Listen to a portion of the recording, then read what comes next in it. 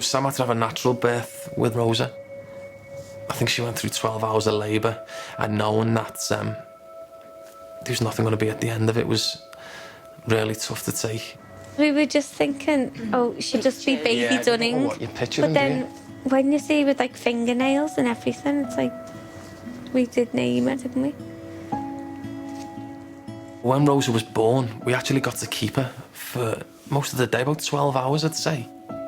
Then it makes it a little bit harder letting go because you've seen and held the baby, so to actually walk out the women's doors with nothing, it was, really tough to take. It was crazy because it was like the saddest time ever being in here, but then it was the happiest time the year before with Oscar. Yeah. It was just awful, and like as a woman you feel like a real emptiness because obviously carrying your baby for that long you expect to bring your baby home, and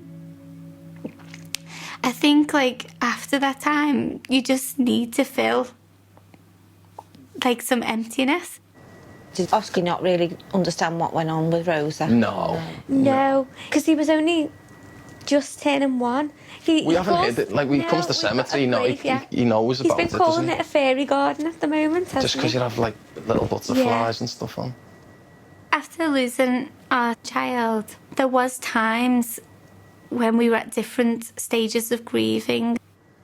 Sometimes he upsets us, though, because when we're driving away, like, sometimes we don't get him out if it's really muddy. We'll just leave him in the car and wind the window down. And then he'll cry, won't he, and go, but I want to see Rosa. And then me and him are like, oh, on the way away. I wanted to maybe fill the loss by trying again for another baby, and Tony was still grieving for Rosa, and that times could get difficult. We just had to help each other get to the same point. So how often do you go? Tony goes quite a lot, yeah. Sometimes I don't get out, just if I go off the work and it's pitch black, I don't see, I can't go in the dark. She doesn't like the dark. Yeah, and I hate the thought of a baby being in there, you know, when it's night and stuff, so.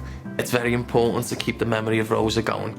She's a part of me and Sam and always will be, and you don't want to move on and forget, but you do have to move on and keep going with your own lives.